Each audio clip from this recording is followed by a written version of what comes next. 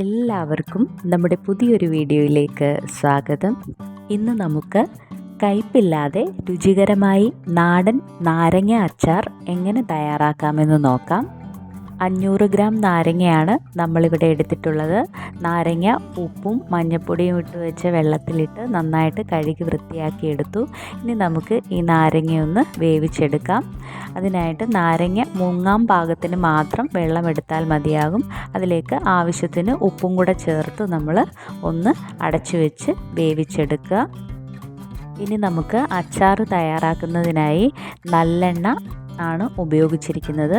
അതിലേക്ക് ആവശ്യത്തിന് കടുക് നമ്മൾ ഇട്ട് കൊടുക്കുന്നുണ്ട്. കടുകൊന്ന് പൊട്ടി വരുമ്പോൾ അതിലേക്ക് നമുക്ക് ആവശ്യത്തിന് വറ്റൽമുളക്, വെളുത്തുള്ളി ചെറിയ കഷ്ണങ്ങളായി അരിഞ്ഞത്, ഇഞ്ചി ചെറിയ കഷ്ണങ്ങളായി അരിഞ്ഞത്, 4-5 പച്ചമുളക് ചെറു കഷ്ണങ്ങളായി അരിഞ്ഞത് എന്നിവ ചേർത്ത് നന്നായിട്ട് ഇളക്കി യോജിപ്പിക്കുക.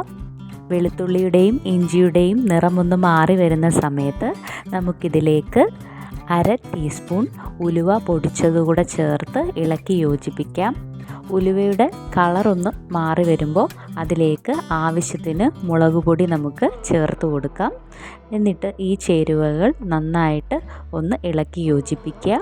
ഇനി ഇതിലേക്കൊരൽപ്പം മഞ്ഞൾപ്പൊടിയും കൂടെ ഇട്ട് നമുക്ക് ഇളക്കി യോജിപ്പിക്കാം. ഇനി നമ്മൾ വേവിച്ച് വെച്ച നാരങ്ങ ചെറിയ കഷ്ണങ്ങളായി നമ്മൾ മുറിച്ചെടുക്കുക. അതിനുശേഷം നമ്മുടെ ഈ അരപ്പിലേക്ക് ഇട്ട് നന്നായിട്ട് ഇളക്കി യോജിപ്പിക്കുക. ഉപ്പ് ആവശ്യമെങ്കിൽ മാത്രം ഉപ്പും കൂടെ ചേർത്ത് കൊടുക്കുക.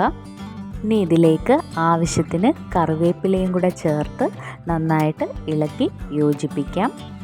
നാരങ്ങ ഓൾറെഡി വെന്തതാണ്.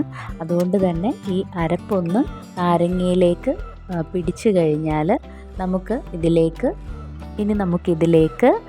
2 ടീസ്പൂൺ കായപ്പൊടിയും കൂടെ ചേർത്ത് നന്നായിട്ട് ഇളക്കി യോജിപ്പിക്കാം. നാരങ്ങ നന്നായിട്ട് വെന്ത് കിട്ടിയാൽ പിന്നെ നമുക്ക് നാരങ്ങ അടുപ്പത്ത് നിന്ന് ഇറക്കി വെച്ച് ചൂടാറിയ ശേഷം അതിലേക്ക് ആവശ്യത്തിന് വിനാഗിരി ചേർത്ത് കൊടുത്ത് നന്നായിട്ട് ഇളക്കി യോജിപ്പിക്കാം.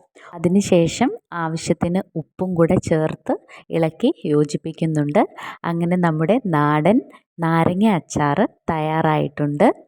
ഈ നാരങ്ങ അച്ചാർ തയ്യാറാക്കി 2 ദിവസത്തിന് ശേഷം മുതൽ നമുക്ക് ഉപയോഗിച്ച് തുടങ്ങാം. ഓരോ ദിവസം കഴിയുന്തോറും നാരങ്ങ നന്നായിട്ട് അലുത്ത് വരുമ്പോൾ ഇതിൻ്റെ രുചി കൂടും. വളരെ എളുപ്പത്തിൽ തന്നെ നമ്മുടെ വീട്ടിൽ നമുക്ക് കയ്പില്ലാതെ നാരങ്ങ അച്ചാർ തയ്യാറാക്കി എടുക്കുവാനായിട്ട് സാധിക്കും.